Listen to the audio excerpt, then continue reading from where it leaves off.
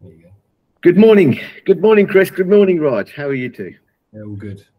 Very well, thank you. Brilliant. Okay, thanks for coming on board today, Chris. Just a quick question to begin with. You have worked and are working with various research institutions and innovative companies.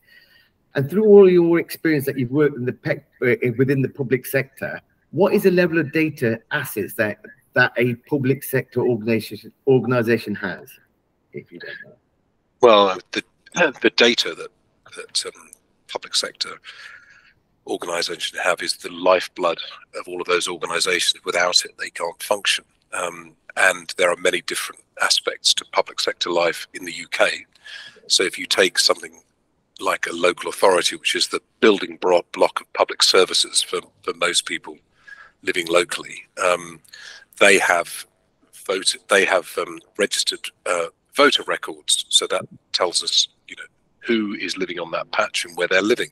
Doesn't tell us what they voted or whether they vote, of course, but it does. They show registered voters. They've got housing data, so we have information of all the people who pay council tax.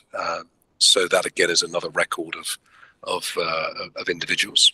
You have got social housing data, so that's the people who are living in accommodation which is supported by or provided by the local authority. That gives us some understanding of people who may be in some sort of need, maybe, depending on other information that councils have about them. Then we have the whole raft of information about children who come to the notice of children's social care. So at the lower end, it's children who are in need of some form of help to progress towards the more difficult, more intense end, where children perhaps are removed from their parents.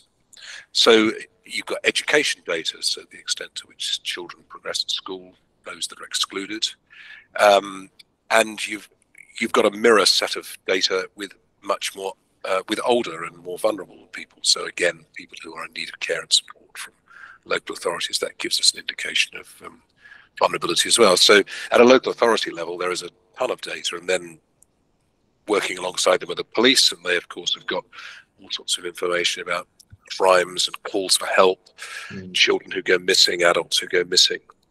So that gives a picture of the plethora of data, that there are many, many data systems containing data about people and about events and about places, all of which, provides the public services with a picture of what they need to deliver in order to keep communities safe and help them to thrive. Right. So if we could, if we worked on the fact that what is the actual scale of the opportunity for these enterprises to utilize their historical data, based on the technical companies that you've interacted with and also some of the university research that exists out there, what would you say that was then? Well, the opportunities are huge. For example, crime, early death, ill health, education, attainment is not evenly spread across the community.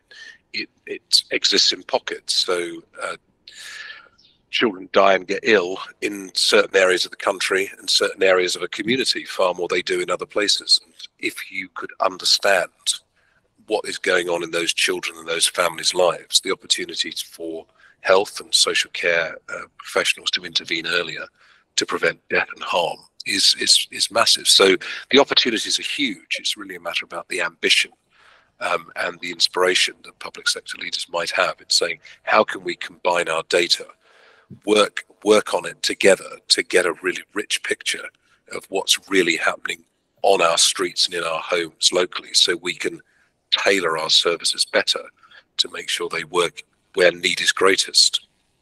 Just to add to that, right. So I mean, getting that historic data as opposed to using synthetic data is a better way to transfer that technology from obviously university research.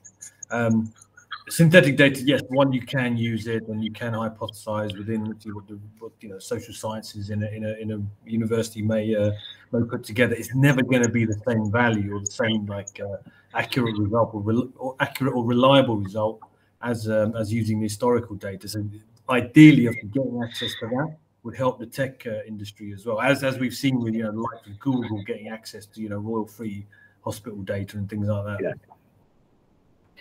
Okay, so you would probably say that the value is within the partnership of the enterprise, the academic institution, and the tech company.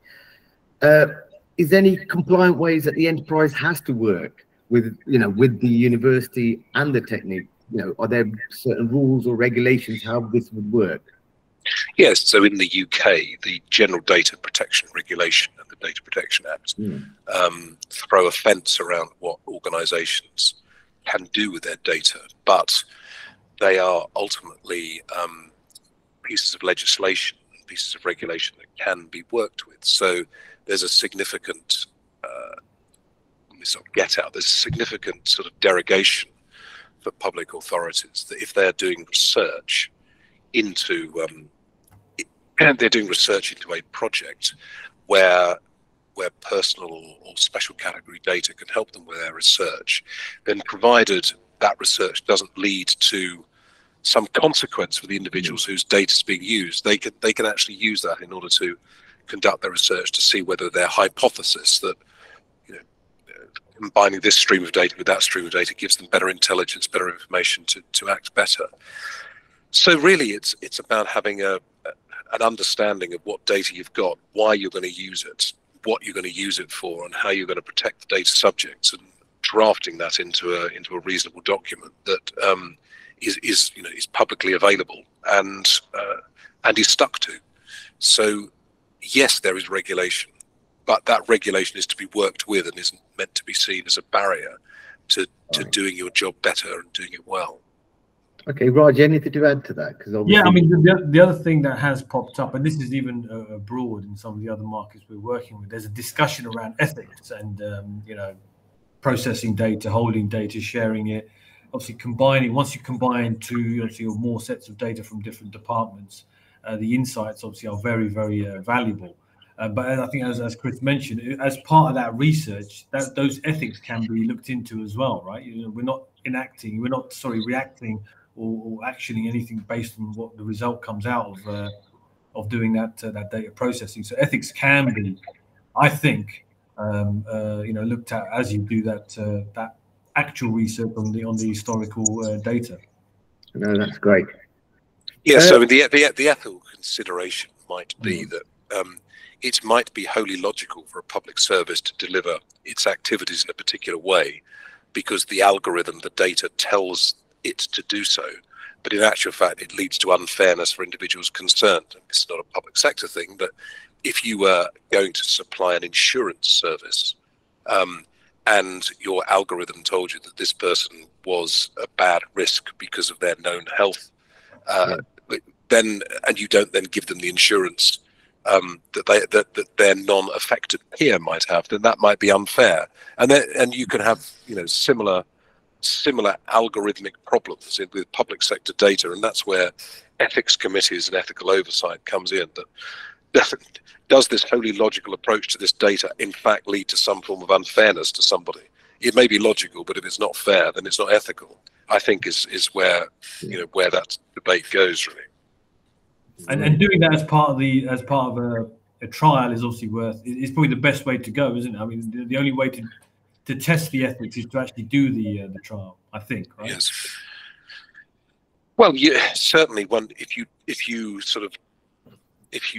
trial the use of the data in the way that you intend, and then you can work out who the beneficiaries and those who don't benefit from your trial. If you can work that out in a hypothetical way, then you can then come to a view about whether or not the use of that data in the future would be ethical. So if too many dispossessed people, as it were, or disadvantaged people end up getting a less good deal because of the research and the algorithmic proposition, then clearly you wouldn't necessarily want to go forward on that basis. Yeah, one that, like I said, there's obviously in the UK, it's obviously got good data protection laws and ethics concerns. In other markets, they're looking to implement those. So, yeah, over the next 2, 3, 4 months, I think we'll get more exposure to that. Yes. Right. So, thank you very much, gentlemen. Thank you. Thank you, Chris. Thank you, Chris. Okay. Okay. All right. Well, you can edit